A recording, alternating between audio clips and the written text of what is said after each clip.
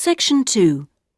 You will hear an admissions officer from a UK university talking to a group of postgraduate students in a university abroad about applying for a place at his university.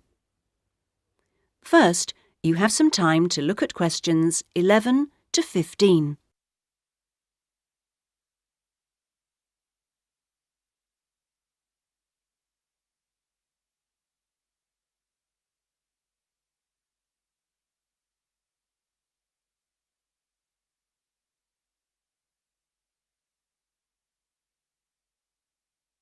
Now listen carefully and answer questions 11 to 15.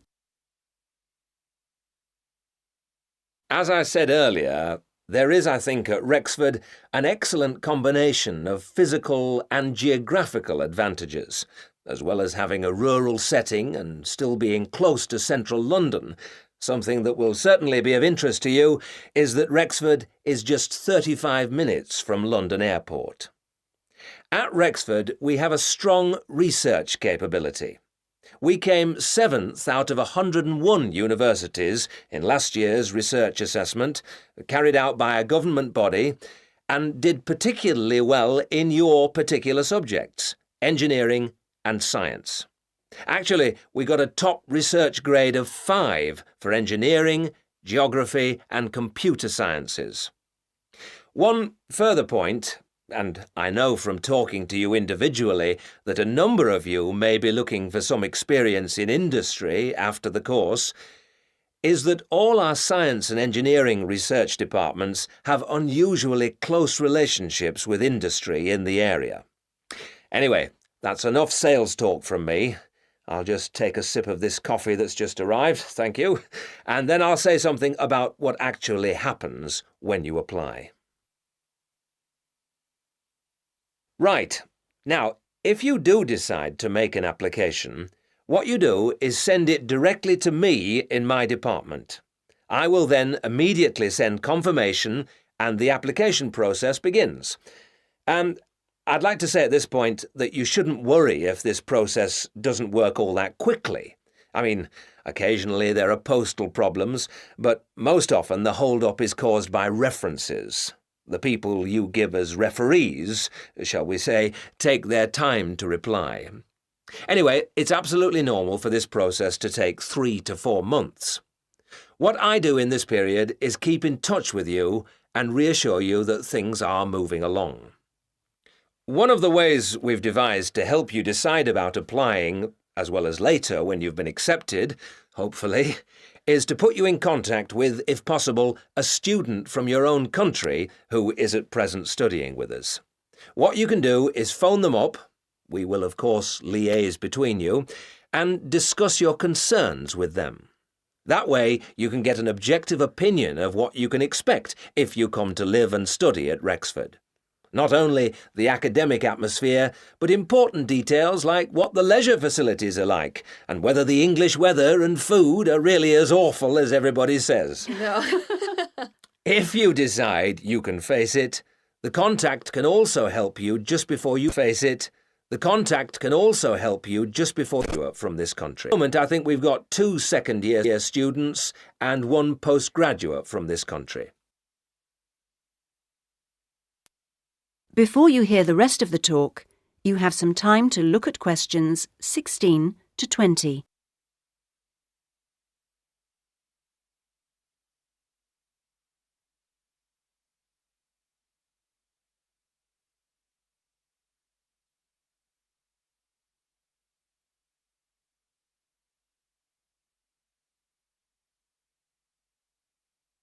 Now listen and answer questions 16 to 20. Now, to move on to the other concerns you expressed earlier. At a UK university, and at a time when you will be separated from your normal surroundings, and learning is the norm, which takes most students a while to adjust to, and at a time when you will be separated from your normal surroundings, and in most cases, your family. This can be a difficult time. But remember that something like 25% of our student body are international students like yourselves, and that there are several organisations in the university and city whose main purpose is to offer help and ensure that your time with us is enjoyable and useful. One or two of you touched on the subject of accommodation earlier, so I'll just add a few points. It is the university's policy to give priority in the allocation of residence places to 3 categories, and those are visiting students, exchange students, and new postgraduate students. However, demand exceeds supply, so there is still a need to put your name down early for campus accommodation, particularly if your family is accompanying you.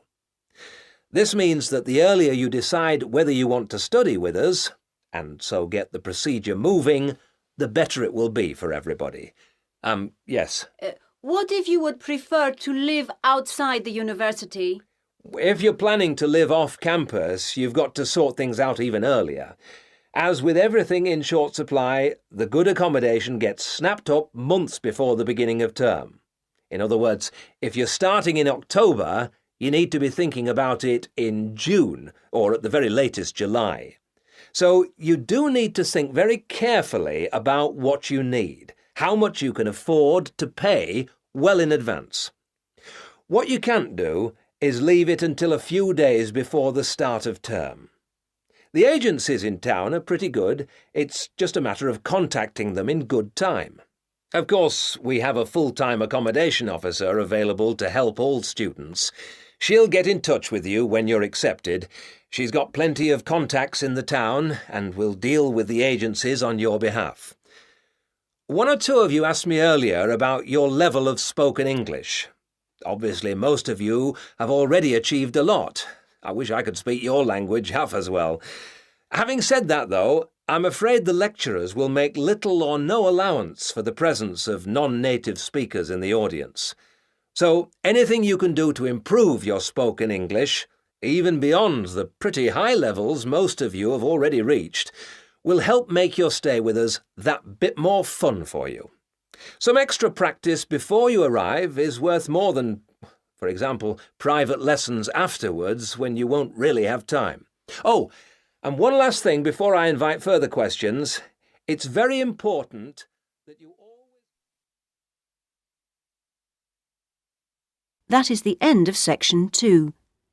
You now have half a minute to check your answers.